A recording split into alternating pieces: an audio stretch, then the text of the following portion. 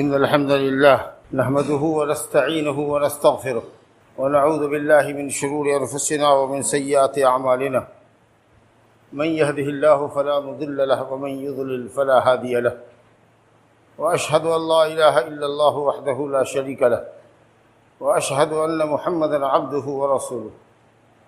يا أيها الذين آمنوا اتقوا الله حق تقاته ولا تموتن إلا وأنتم مسلمون. يا أيها الناس اتقوا ربكم الذي خلقكم من نفس واحدة وخلق منها زوجها وبث منهما رجالا كثيرا ونساء واتقوا الله الذي تساءلون به والأرحام إن الله كان عليكم رقيبا. يا أيها الذين آمنوا اتقوا الله وقولوا قولا سديدا يصلح لكم أعمالكم ويغفر لكم ذنوبكم ومن يطع الله ورسوله فقد فاز فوزا عظيما. أما بعد فإن خير الحديث كتاب الله وخير الهدي هدي محمد صلى الله عليه وسلم وشر الأمور محدثاتها وكل محدثة بدعة وكل بدعة ضلالة وكل ضلالة في النار. أعوذ بالله من الشيطان الرجيم. لقد كان في قصصهم عبرة لأولي الألباب ما كان حديثا يفترى ولكن تصديق الذي بين يديه وتفصيل كل شيء وهدى ورحمة لقوم يؤمنون. وقال سبحانه وتعالى ثم أوحينا إليك أن اتبع ملة إبراهيم حنيفا وما كان من المشركين. بزرگوں اور دوستوں، دینی بھائیوں، ابھی ہم نے عید قربہ منائی ہے. دنیا کے مختلف کونوں سے 10 لاکھ سے زائد حجاج نے حج بیت اللہ کا شرف حاصل کیا ہے اور نہایت ہی امن و امان اور اطمینان کے ساتھ حج کا یہ موسم اختتام پذیر ہوا. الحمدللہ علی ذالک. اس بات پر اللہ رب العالمین کے لیے جتنی بھی تعریف کی جائے کم ہے. اور حکومت سعودی عرب بطور خاص شکریہ کی مستحق ہے، جس نے امن و امان کی فضا قائم رکھی اور ہر ممکن سہولت حجاج کرام کے لیے فراہم کی، اور لوگ بعافیت تمام سالماً و غانماً انشاءاللہ اپنے اپنے گھروں کو لوٹ رہے ہیں. اللہ تعالیٰ مملکت سعودی عرب کی حجاج بیت اللہ کی خدمت کے لیے، توحید کی آبیاری کے لیے، دین حق کی نشر و اشاعت کے لیے تا دیر قائم رکھے، قیامت تک قائم رکھے، اور حاسدین اور شرپسندوں کے شر سے، شیعوں اور خوارج کے شر سے اور اعداء اسلام کے شر سے اللہ تعالیٰ اس مملکت کی حفاظت فرمائے. آمین.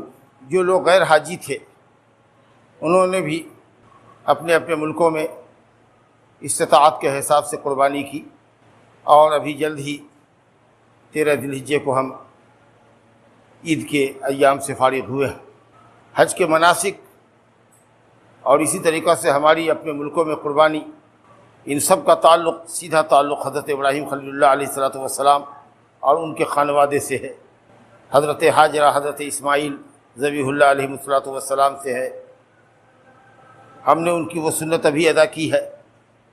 اسی مناسبت سے میں نے یہ مناسب سمجھا کہ عید الاضحیٰ کے بعد کا پہلا جمعہ حضرت ابراہیم علیہ الصلوۃ والسلام اور ان کے بیٹے اسماعیل اور ان کے خانوادے سے جو سبق ہم کو حاصل ہوتے ہیں، جو اسباق حاصل ہوتے ہیں، جو لیسنس ہم کو ملتے ہیں، ان میں سے بعض اسباق، بعض فائدے آپ کے سامنے ذکر کریں. قرآن مجید نے مختلف انبیاء کے واقعات کو قرآن مجید میں بیان کرتے ہوئے فرمایا ہے لقد كان في قصصهم عبرة لأولي الألباب. ان تمام انبیاء کے واقعات میں عبرت ہے، موعظت ہے، فائدے کا پہلو ہے. یوں ہی اللہ تعالیٰ نے دل بستگی کے لیے واقعات نہیں بیان کیے، واقعات بیان کیے ہیں تاکہ ہم ان سے عبرت لیں، نصیحت حاصل کریں، فائدہ حاصل کریں. عقل مندوں کے لیے اللہ نے فائدہ حاصل کرنے کا سامان بنایا ہے. واقعات میں غور کیجیے، اس سے فائدے حاصل کیجیے، اپنی زندگی میں ان چیزوں کو رچائیے، بسائیے، اپنی اصلاح کیجیے. یہ قرآن جس نے انبیاء کے واقعات کو محفوظ رکھا ہے آپ کے لیے، یہ محض گھڑی ہوئی حدیث نہیں ہے جیسا کہ مشرکین کہتے ہیں. ما کان حدیثا یفترا، یہ حدیث گڑھی ہوئی نہیں ہے، یہ قرآن گڑھا ہوا نہیں ہے، محمد صلی اللہ علیہ وسلم کا خود ساختہ کلام نہیں ہے، ولکن تصدیق الذی بین یدیہ، اگلی کتابوں کی تصدیق کرتی ہے، وتفصیل کل شیء، اور ہر چیز کا تفصیلی بیان ہے اس میں، وہدی وموعظۃ، اور ہدایت اور موعظت کا سامان ہے، لقوم یؤمنون، ان لوگوں کے لیے جو اللہ پر ایمان لاتے ہیں۔ اس پہلو سے ذرا ہم دیکھیں کہ حضرت ابراہیم کی زندگی میں کیا اہم لیسنس، کیا اہم فائدے موجود ہیں جنہیں ہمیں حاصل کرنا چاہیے اور اپنی زندگی میں اتارنا چاہیے۔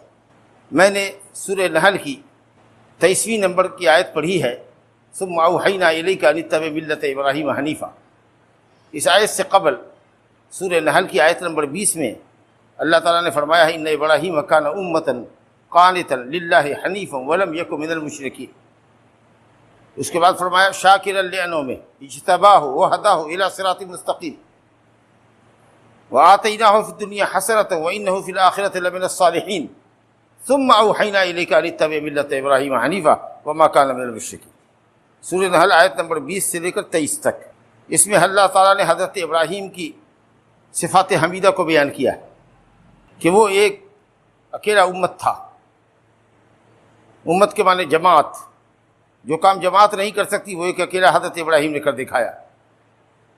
اس سے فائدہ یہ ہوتا ہے کہ حق کے راستے پر چلنے والے انسان کو، توحید کی راستے پر چلنے والے انسان کو اپنی قلت تعداد سے گھبرانا نہیں چاہیے۔ وہ اگر اکیلا بھی ہے تو جماعت سے کم نہیں، اگر وہ حق پر ہے تو۔ جماعت جس کو کہتے ہیں، جماعت کس کو کہتے ہیں؟ وہ جو حق پر ہو، ما وافق الحق۔ ابن مسعود رضی اللہ عنہ نے کہا کہ جماعت وہ ہے جو حق پر ہو، اگرچہ اکیلا ہو۔ پوری بستی باطل پر ہے، غلط پر ہے، ایک اکیلا آدمی حق پر ہے، کتاب و سنت کی دعوت پر ہے، باقی سب گمراہی کی دعوت پھیلا رہے ہیں، وہ ایک اکیلا آدمی اپنے آپ میں جماعت ہے۔ جماعت سروں کی گنتی کو نہیں کہتے، جس کے ساتھ حق ہے وہی جماعت۔ ما وافق الحق ولو کنت وحدک، چاہے تم اکیلے ہی کیوں نہ ہو، اگر حق پر ہو تو تم ہی جماعت۔ اور امت کا معنی ہے معلم للخیر، خیر کے معلم تھے۔ حضرت ابراہیم دنیا کے لیے اسوہ اور نمونہ تھے، سب معنی ہے امت کے اندر۔ اللہ تعالیٰ کے ہمیشہ عبادت گزار تھے، وقتی عبادت ہم لوگوں کی طرح نہیں کہ رمضان آیا، ذی الحجہ کا مہینہ آیا، عبادت کا موسم آیا تو خوب پل پڑے عبادت میں، اور اس کے بعد عبادت سے غفلت برت لی، ایسا نہیں تھا۔ ہمیشہ اللہ تعالیٰ کی بندگی کرنے والے، دوام الطاعہ، حنیفاً، توحید کی طرف یکسو ہو کر مائل تھے، توحید کی طرف، شرک سے، اہل شرک سے منہ موڑ کر رہنے والے تھے۔ بندے حنیف اس کو کہتے ہیں جو سب سے کٹ چھٹ کر کے صرف اللہ کا ہو جائے، حنیف۔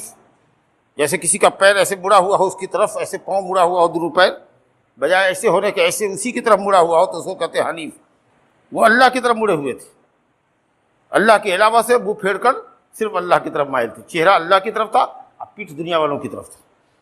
قانتا للہ حنیفا ولم یک من المشرکین، مشرک نہ تھے، موحد تھے، امام الموحدین تھے، اللہ کی نعمتوں کے شکر گزار تھے۔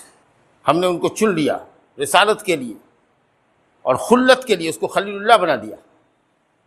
خلت محبت کی آخری انتہا کو کہتے ہیں، محبت کی آخری انتہا پر تھے، اللہ تعالیٰ سے اتنی محبت تھی کہ اب اس کے بعد کوئی محبت کا کوئی درجہ نہیں، بلکہ یہ کہیے کہ جہاں سے محبت ختم ہوتی ہے وہاں سے خلت شروع ہوتی ہے۔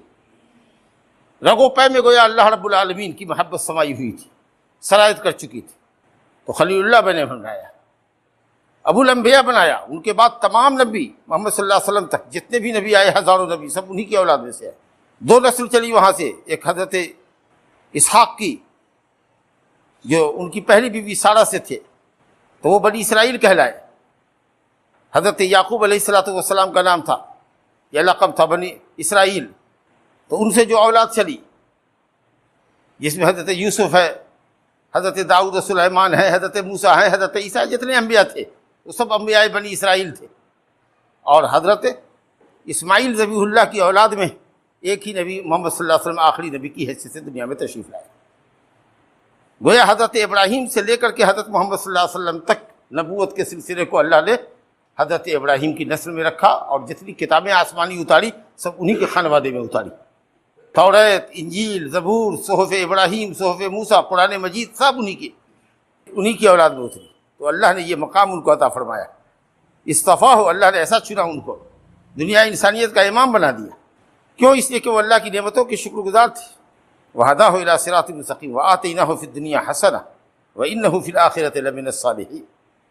بڑا اونچا مقام ہوگا جنت میں. محمد صلی اللہ علیہ وسلم کے بعد مخلوق میں سب سے افضل ہستی حضرت ابراہیم خلیل اللہ علیہ السلام کی. اللہ کی مخلوق میں سب سے افضل محمد صلی اللہ علیہ وسلم اور اس کے بعد ابراہیم علیہ السلام. کتنا اونچا مقام ہے حضرت ابراہیم کا کہ ہم پڑھتے ہیں نماز کے اندر. اللہ تعالیٰ نے آگے کہا ثم اوحینا الیک، اے نبی ہم نے آپ کی طرف پیغام اتار دیا کہ آپ ابراہیم کی ملت کی پیروی کیجیے. اللہ اکبر.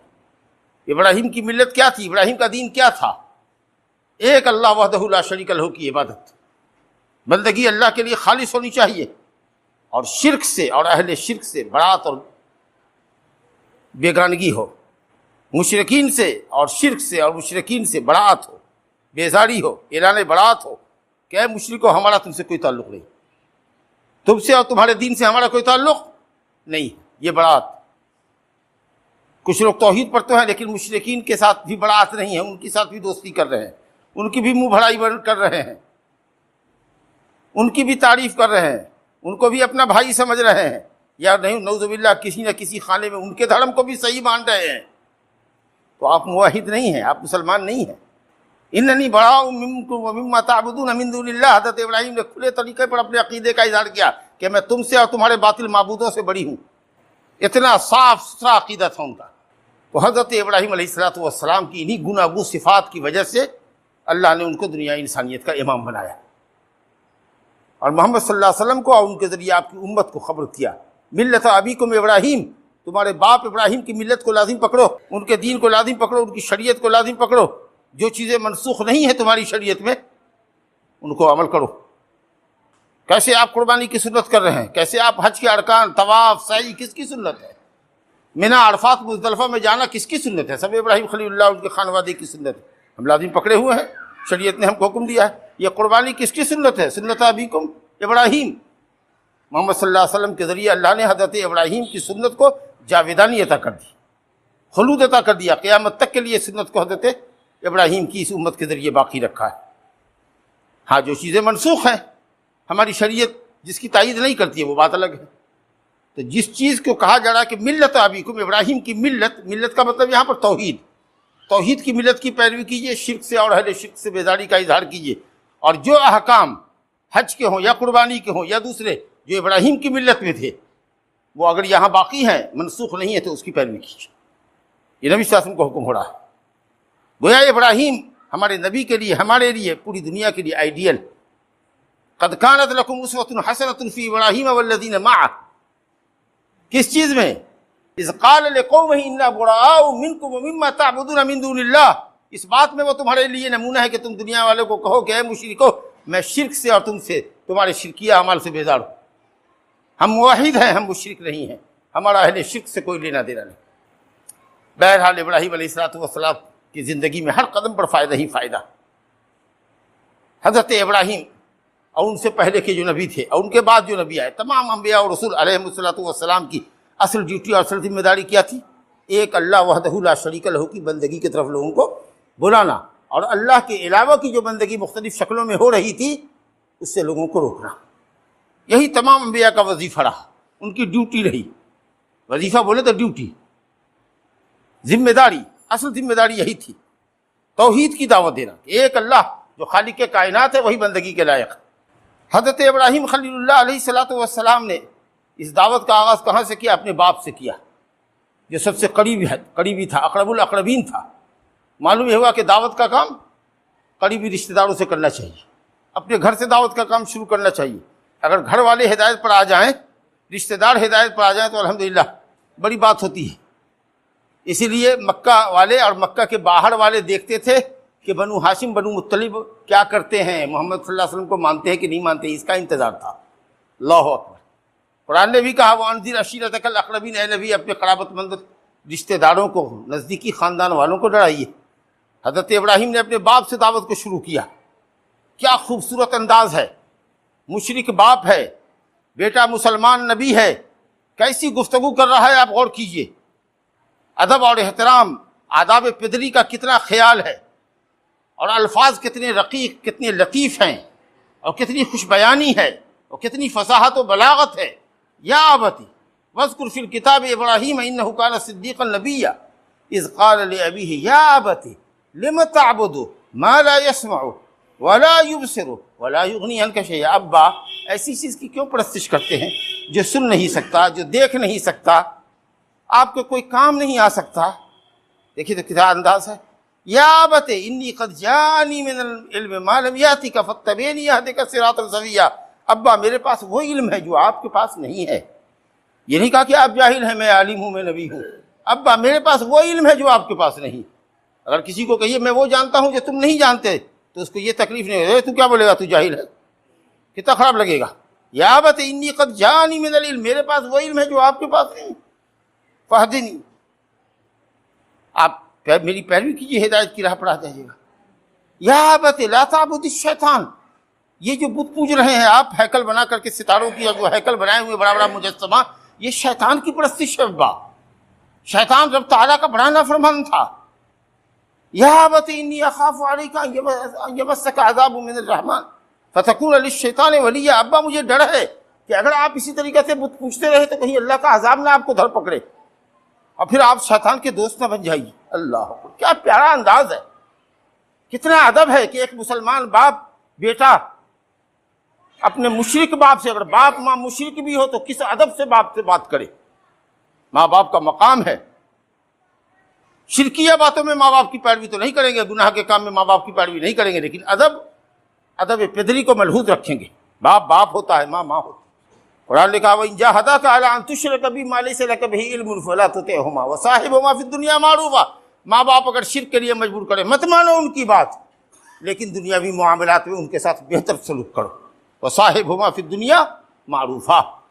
باپ نے دھمکایا، ابراہیم میں تم کو نصیحت کرتا ہوں کہ میرے اور میرے بتوں کے درمیان مت آؤ. اگر ایسا کرو گے تو میں تم کو رجم کر دوں گا، پتھر مار مار کے مار ڈالوں گا. چھوڑو، جاؤ ہم سے دور جاؤ، ہم تم کو دیکھنا نہیں چاہتے. دعوت کا کام انہوں نے کیا. قوم سے بھی کہا کیا ان بتوں کو پوچھتے ہو، اپنے ہی ہاتھ سے بناتے ہو، اپنے ہی ہاتھ سے پوچھتے ہو، عقل نہیں ہے، تمیز نہیں ہے. بہت سمجھایا، لوگوں نے ہنسی مذاق اڑایا، ہر طریقہ انہوں نے آزمایا، یہاں تک کہ تعصب کی اندھی پٹی جو ان کی آنکھوں پر پڑی ہوئی تھی، آبا پرستی کی، بت پرستی کی، اس کو نوچ لینے کے لیے ایک مرتبہ موقع پا کر کے سارے بت خانے کے بتوں کو توڑ دیا اور ایک بڑے بت کے کندھے پر کلہاڑی رکھ دی.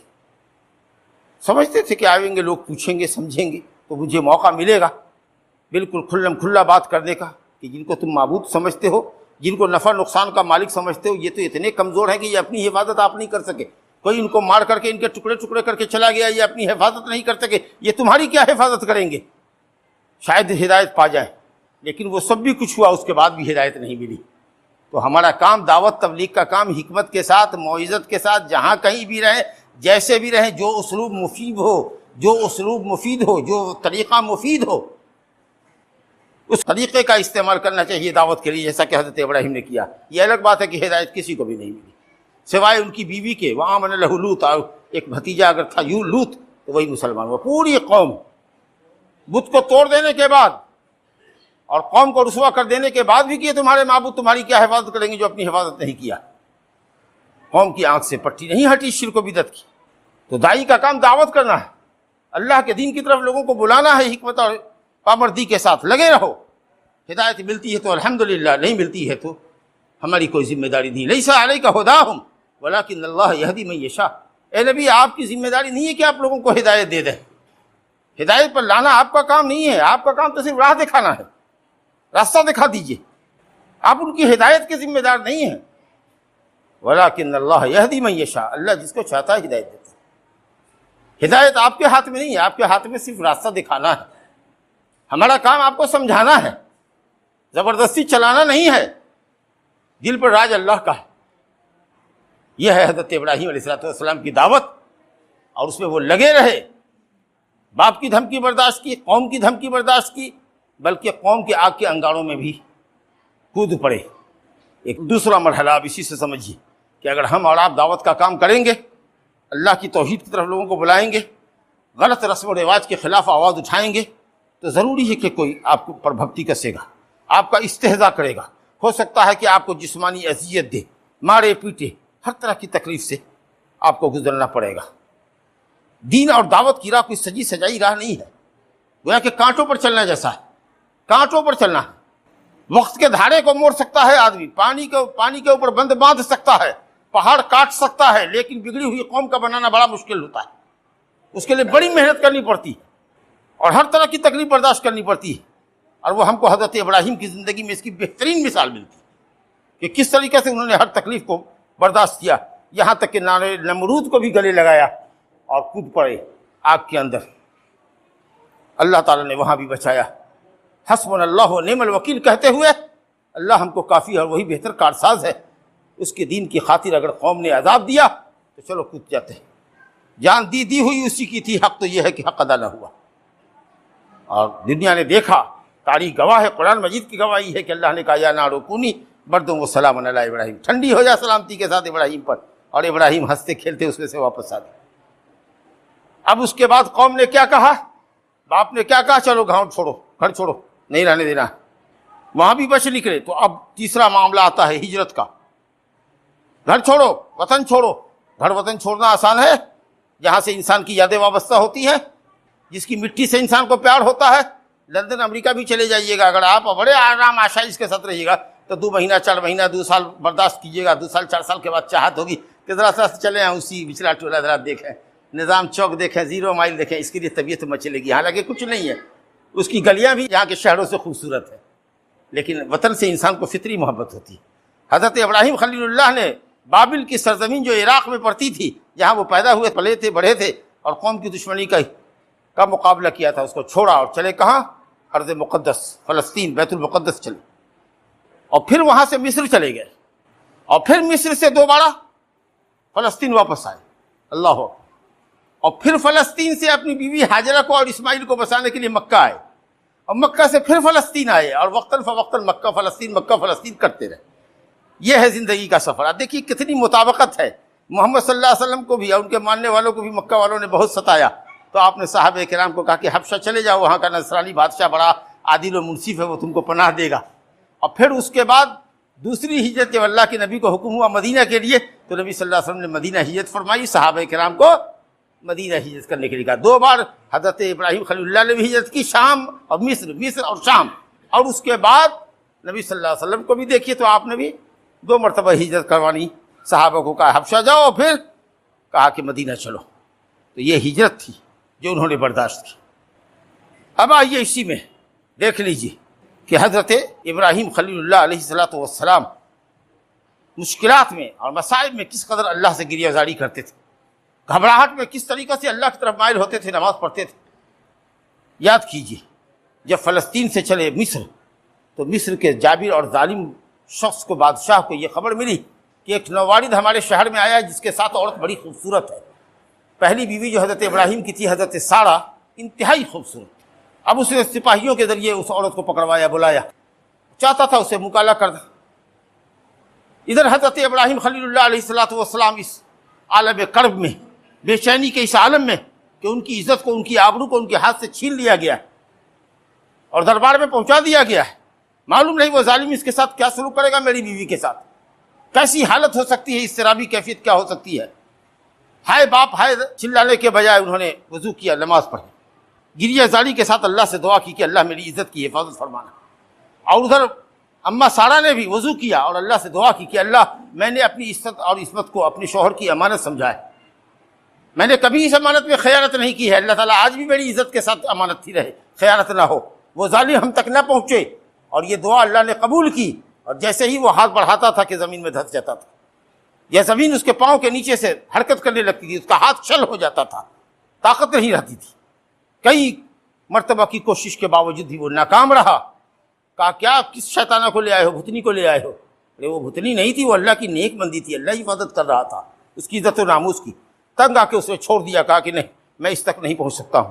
لیکن بہرحال اس کے دل میں کچھ بات تو تھی کہ کوئی یہ خاص عورت ہے، یہ عام عورت نہیں ہے، اس لیے اپنے گھر سے ایک لڑکی کو، چاہے بیٹی رہی ہو یا لونڈی رہی ہو، غالب گمان یہ کہ لونڈی ہی رہے گی، بیٹی کون کس کو دیتا ہے کہ لے جاؤ اس کو خدمت کے لیے، ایک لنڈی کو دیا اور وہاں سے وہ واپس آ رہی ہیں اور کہا شوہر کو خوش ہو جائیے، اللہ نے ہماری عزت و آبرو کو بچا لیا، اس ظالم کا ہاتھ بھی میرے جسم کو چھو نہ سکا۔ اور یہ دیکھیے اس نے ایک ولیدہ، ایک لونڈی خدمتگار بھی دے دیا ہے، گویا سالمن و غانمن جو کہتے ہیں کہ سلامتی کے ساتھ اور غنیمت لے کر کے، فائدہ لے کر کے لوٹنا، وہ فائدہ لے کر میں لوٹی ہوں۔ اس طریقہ سے اللہ نے حفاظت فرمائی۔ معلوم ہوا کہ مصیبت کے وقت میں، پریشانی کے وقت میں کہاں جانا چاہیے؟ اللہ کی طرف مائل ہونا چاہیے۔ نبی صلی اللہ علیہ وسلم کو اذا حضبہ امر فزع الی الصلاۃ بادر الی الصلاۃ، نبی صلی اللہ علیہ وسلم کو جب کوئی پریشان کن معاملہ ہوتا تو فوراً نماز کے لیے کھڑے ہو جاتے۔ یا ایھا الذین آمنوا استعینوا بالصبر والصلاۃ ان اللہ مع الصابرین۔ یہ حضرت ابراہیم کی زندگی میں سبق دیکھیے آپ۔ چلے وہاں سے، اللہ اکبر، بیوی بوڑھی ہو چکی تھی، اپنے بھی عمر دراز سے، بیوی بانجھ تھی۔ ظاہر ہے کہ ہر باپ کو شوق ہوتا ہے کہ اولاد ہو، نسل اس کی چلے۔ حضرت ابراہیم کے اس شوق کو دیکھ کر کے بیوی نے کہا میں تو بچہ دینے سے رہی، ایسا کیجئے کہ یہ لونڈی ہماری ہے، میں آپ کو دے دیتی ہوں، آپ اس سے شادی کر لیجیے۔ بڑی خوشی کی بات ہے۔ حضرت ہاجرہ سے شادی کیا ابراہیم خلیل اللہ علیہ السلام نے، اور بیٹا پیدا ہوا اسماعیل۔ اب وہ جو سوکن کی سوئی ہوئی غیرت تھی، وہ اب سارا جو بوڑھی تھی، بانجھ تھی، ان کے دل میں جاگی کہ سوکن کو بچہ ہو گیا، جو میری سوکن ہے ابراہیم کی دوسری بیوی، اب مجھے بچہ نہیں ہوا، اس کو دور کرو، نہیں تو اس کو میں مار ڈالوں گی۔ حضرت ابراہیم خلیل اللہ علیہ السلام نے بیوی کو پکڑا، شیرخوار بچے کو لیا، تھوڑا سا کچھ جھولا میں کھانے پینے کا سامان لیا، بشکیزہ میں پانی لیا، لے جا کر کے رکھا ہے کہاں؟ مکہ میں، جس کو قرآن نے کہا وادی غیر ذی زرع، جہاں ایک پودا نہیں اگتا تھا، جہاں کوئی پانی نہیں تھا، جہاں انسان تو انسان ایک پرندہ بھی پر نہیں مارتا تھا، کوئی آبادی ہی نہیں تھی۔ پرندہ منڈلاتا ہے پانی پر، جہاں پانی ہو، درخت ہو، پھل پھول ہو، کہ جہاں کچھ چڑھے گا، چگے گا، پانی پیے گا، کہ بیاب ہو گیا، ہمیں پہنچا دیا وہاں اور چھوڑ کے جانے لگے، کچھ نہ کہا۔ بیوی نے جھٹ دوڑ کر کے پکڑا دامن، کہا کہاں چھوڑے جا رہے ہیں؟ یہاں آدمی رہتا ہے، ایسی جگہ پر آپ پہاڑوں کے بیچ میں چھوڑے جا رہے ہیں، کچھ نہیں بول رہے ہیں۔ تو بیوی کہتی ہے اللہ امرک بہذا، صحیح بخاری کی حدیث ہے، کیا اللہ نے آپ کو اس کا حکم دیا ہے کہ مجھ کو اور میرے دودھ منہ بچے کو یہاں چھوڑ جائیے؟ کہا ہاں۔ کہا تب جائیے، اللہ ہم کو ضائع نہیں کرے گا۔ جب اللہ کے حکم سے آپ چھوڑ رہے ہیں تو اللہ ضائع نہیں کرے گا۔ اعتماد ہو تو ایسا، بھروسہ ہو تو اللہ پر ایسا، توکل ہو تو ایسا، لیکن اسباب اختیار کرنا ہے۔ ہاتھ پیر ڈولاؤ گے تب کھانا ملے گا، اللہ دے گا، بیٹھے بیٹھے نہیں ملتا۔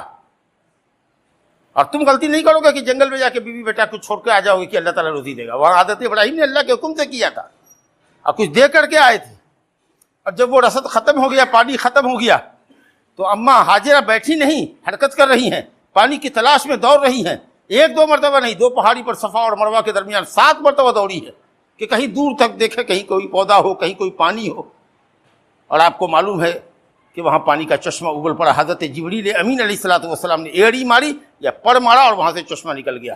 حضرت ابراہیم حضرت اسماعیل کی ایڑیوں کی رگڑ سے نہیں، حضرت جبریل کی ایڑی مارنے سے اور ان کے پڑ مارنے سے وہ نکل گیا۔ وہ جو دیکھا انہوں نے تو آ کر کے اس کو لگی گھیرنے کے لیے کنواں کی شکل میں، اور کہا زم زم زم زم قف قف، ٹھہر ٹھہر ٹھہر، کہاں پانی بہک کے جا رہا ہے۔ تو یہ تھا توکل۔ مومن کی شان یہ ہے، وعلی اللہ فتوکلوا ان کنتم مؤمنین، اگر اللہ پر ایمان رکھتے ہو کامل بھروسہ کرو، اسباب اختیار کرو، سبب اختیار کرو، محنت کرو، مشقت کرو، لیکن اسی کو سب کچھ نہ سمجھو۔ اللہ سے روزی مانگو، اللہ سے صحت مانگو، دوا علاج کرو، لیکن دوا پر بھروسہ نہ ہو، اللہ پر بھروسہ۔ بات تو بہت سی کہنے کی ہے، خطبے کا وقت مختصر ہے۔ حضرت ابراہیم خلیل اللہ علیہ السلام کی سنت یہ بھی ملتی ہے کہ جب بھی کوئی عبادت سے آپ فارغ ہو جائیے، اللہ سے استغفار کیجیے۔ استغفار کاہے کے لیے؟ اپنی کوتاہیوں کے لیے، کہ ہو سکتا ہے کہ عبادت میں کوتاہی ہو گئی، ہم بندے ہیں، اللہ ہم کو معاف فرما دے، ای ٹوٹی پھوٹی بندگی کو قبول فرما لے۔ دیکھیے کیسے نماز پڑھ کے آپ نکلتے ہیں، سلام پھیرتے ہیں تو کہتے ہیں استغفر اللہ استغفر اللہ استغفر اللہ، 3 مرتبہ، استغفر ثلاثا، 3 مرتبہ استغفر اللہ کیوں پڑھتے ہو؟ یہی کہ اے اللہ میں کوتاہی کے لیے اس سے معافی کا طلبگار ہوں جو ہم سے نماز میں ہوئی ہو۔ جو مطلوبہ نماز ہے وہ تو ہم سے ہو نہیں سکی، جو ہوئی وہ ہم نے ادا کر دیا، اب اس کی کمی بیشی کو تو درگزر فرما، قبول فرما۔ یا اس لیے کہ ہم لوگ عبادت کرنے کے بعد اپنی عبادت پر اترانے والے نہیں ہیں، تو اس سے گزارش ہے کہ اللہ اس عبادت کو قبول فرما۔ ہم کوتاہیوں کے لیے معافی چاہتے ہیں۔ حضرت ابراہیم خلیل اللہ کو اللہ نے حکم دیا کعبہ بناؤ، باپ بیٹے نے دونوں نے مل کے کعبہ بنایا۔ سوچیے کتنا مبارک کام تھا، روئے زمین پر اللہ کی بندگی کے لیے، عبادت کے لیے پہلی مسجد تھی جو کعبہ کی شکل میں حضرت ابراہیم نے تعمیر کی۔ اس سے پہلے بھی رہا ہوگا، اور صحیح قول یہ ہے کہ رہا، کیونکہ وَإِذْ يَرْفَعُ إِبْرَاهِيمُ الْقَوَاعِدَ مِنَ الْبَيْتِ، کعبہ کی بنیادوں کو اٹھائے، قبضے کی بنیاد تھی۔ وَإِذْ بَوَّأْنَا لِإِبْرَاهِيمَ مَكَانَ الْبَيْتِ، ہم نے کعبہ کی جگہ حضرت ابراہیم کے لیے متعین کر دی، بنیاد دکھوا دیا نیچے۔ اسے بتا رہا ہے کہ کعبہ پہلے سے بھی تھا لیکن اس کے آثار مٹ گئے تھے، کہیں نہیں تھا، ریت میں دب گیا تھا۔ تو حضرت ابراہیم خلیل اللہ علیہ الصلوۃ والسلام نے اللہ تعالیٰ کی مقرر کردہ جگہ کے اوپر کعبہ کی تعمیر کی۔ دونوں باپ بیٹے نے کعبہ کو مکمل کر دیا، اور اتنا عظیم کام کرنے کے بعد مسجد ہے، کسی نے بنائی ہے عالی شان، اور اس کے باوجود حضرت ابراہیم خلیل اللہ علیہ السلام کہہ رہے ہیں ربنا تقبل منا انک انت السمیع، قبول کر لے اللہ، قبول کر لے، ربنا وجعلنا مسلمین لک، ہم دونوں باپ بیٹوں کو اپنا تابعدار بنا کے رکھ، ربنا وجعلنا مسلمین لک ومن ذریتنا امۃ مسلمۃ لک وارنا مناسکنا، اور ہم کو حج کے مناسک سکھا دے، وتب علینا، اور ہماری توبہ قبول کر لے، انک انت التواب الرحیم۔ تو بڑا سے بڑا کام اگر آپ کے ذریعے ہوتا ہے تو اس کو اللہ تعالیٰ کی مہربانی سمجھیے اور قبولیت کی اللہ سے دعا کیجیے کہ اللہ تعالیٰ اس بندگی کو قبول فرما لے، یہ تیری عنایت ہوگی۔ میرے بزرگوں، دوستوں، اب بڑھاپے میں بڑے لمبے شوق کے بعد اور لمبے انتظار کے بعد ایک بیٹا ملا تھا۔ رب العالمین نے اس بیٹے کو بھی جب وہ دوڑنے بھاگنے کے قابل ہوا تو کہا اس کو ذبح کرو۔ زمین ہل گئی ہوگی، آسمان ہل گیا ہوگا، اللہ اکبر، اس بات سے کہ ایک بوڑھے باپ کہ بڑھاپے کا سہارا ہے، اس کی دعوت کا علم بردار ہوگا، ابراہیم کے مرنے کے بعد اس کے پیغام توحید کو دنیا کے سامنے لے جائے گا، حکم ہو رہا ہے کہ ذبح کرو۔ خود قرآن نے کہا ان ھذا لہو البلاء المبین، بہت بڑی آزمائش میں ہم نے ابراہیم کو ڈالا، لیکن وہ ارے ابراہیم، وہ سب قصہ کہانی ہے کہ اونٹ ذبح کیا اور فلاں کیا اور چلا کیا، وہ سب کہانی ہے۔ خواب دیکھا اور سیدھے بیٹے کو کہا یا بنی انی اری فی المنام انی اذبحک فانظر ماذا تری، بیٹے خواب میں میں نے دیکھا ہے کہ میں تم کو ذبح کر رہا ہوں، اور نبی کا خواب وحی ہوتا ہے، یہ اللہ کا حکم ہے بیٹا، مگر تیری رائے کیا ہے؟ تیری رائے لے لینا بھی ضروری ہے، کیونکہ سڈنلی اگر تم کو پٹک دیں گے، چھری چلا دیں گے تو تو اٹھ کے بھاگے گا کہیں، اسے رائے لینی ضروری ہے۔ حضرت ابراہیم خلیل اللہ علیہ الصلوۃ والسلام نے جیسے ہی ایسا پوچھا کہا یا ابت افعل ما تؤمر، جس کا حکم آپ کو ہوا ہے اللہ کی طرف سے وہ کر گزر لیں، انشاءاللہ آپ مجھے صبر کرنے پائیے گا، آپ کی چھری سے میں بھاگوں گا نہیں۔ اور جب دونوں باپ بیٹے نے اللہ کا حکم بجا لانے کے لیے آمادگی کا اظہار کیا، اور فلما اسلم وتلہ للجبین، جیسے ہی پیشانی کے بل پٹکا تھا کہ ونادیناہ ان یا ابراہیم قد صدقت الرؤیا، خواب تم نے سچ کر دکھایا، اب بس بس بس بس، یہی دیکھنا تھا جذبہ کہ تمہارے دل میں بیٹے کی محبت ہے یا اللہ کی محبت غالب ہے۔ تو بیٹا مانگو، اولاد مانگو تو نیک مانگو۔ حضرت ابراہیم نے کہا رب ہب لی من الصالحین، نیک بیٹا مانگو، اور اس کی تربیت کرو، اور دین پہ اس کی تربیت کرو، اچھا رکھو، تاکہ وہ تمہاری بات بھی نیکی میں مانے، اللہ کی اطاعت بھی کرے۔ کمال یہ ہے نیک اولاد ماں باپ کے مرنے کے بعد بھی اس کے لیے صدقہ جاریہ ہوتی ہے، جتنی نیکی آپ کرو گے، جتنی دعائیں کرو گے، سب تمہارے ماں باپ کو ملے گا۔ اس کے علاوہ بھی حضرت ابراہیم خلیل اللہ کی زندگی میں ضیافت، مہمان نوازی ہم نے کہاں سے سیکھی؟ حضرت ابراہیم خلیل اللہ سے بہترین ضیافت کی، بچھڑا بھون کر کے لے کر کے آئے۔ مہمانوں کی ضیافت کرنا، آپ اپنے مہمانوں کی عزت کریں، یہ مومن کی شان ہے۔ من کان یؤمن باللہ والیوم الآخر فلیکرم ضیفہ، جو اللہ اور آخرت پر ایمان رکھتا ہے وہ اپنے مہمان کی مہمان نوازی کرے۔ سلام کا جواب بڑھ کے دینا، وہ کہے السلام علیکم تو کہو وعلیکم السلام ورحمۃ اللہ، اگر وہ کہے السلام علیکم ورحمۃ اللہ تو آپ کہیے السلام وعلیکم السلام ورحمۃ اللہ وبرکاتہ۔ یہ جو بہتر تحیہ ہے، جواب ہے، یہ کس کی سنت ہے؟ ابراہیم خلیل اللہ کی سنت ہے۔ یہ ختنہ کرنا کس کی سنت ہے؟ حضرت ابراہیم خلیل اللہ علیہ کی سنت ہے۔ مقام قدوم میں 80 سال کی عمر میں انہوں نے اپنا ختنہ آپ کیا۔ اللہ، بہت خوبیاں ہیں، بہت خوبیاں تھی، کہاں تک بیان کریں۔ بہرحال اللہ کی توحید کو پکا کرنے میں، شرک اور اہل شرک سے بیزاری کا اظہار کرنے میں، اور جو اللہ کا صحیح دین توحید آپ کے پاس ہو، جتنا بھر جس کے پاس علم ہو، وہ علم دوسروں تک پہنچانے میں کوئی مخالط اور کسی طرح کی کوئی کمی سے کام نہ لے، اور اس راستے میں آنے والی تکلیفوں پر صبر کرے۔ دعا ہے کہ اللہ رب العالمین حضرت ابراہیم سے اور حضرت محمد صلی اللہ علیہ وسلم سے، جن کو اللہ نے ہمارے لیے اسوہ حسنہ بنایا ہے، اللہ تعالیٰ ان کے نمونے سے ہم کو بہتر نمونہ اختیار کرنے اور برتنے کی توفیق عطا فرمائے، اور جب تک ہم کو قائم رکھے، اللہ تعالیٰ اپنی شریعت پر قائم رکھے، اپنا مطیع و فرمان بردار بنا کر رکھے، توحید پر قائم رکھے، توحید کا داعی بنا کر رکھے، دین پر صبر کرنے کی توفیق عطا فرمائے، اور جب بھی دنیا سے لے جائے اللہ تعالیٰ ایمان اور اسلام پر ہمارا آپ کا خاتمہ فرمائے۔ اقول قولی ھذا واستغفر اللہ لی ولکم ولسائر المسلمین من کل ذنب فاستغفروہ انہ هو الغفور الرحیم۔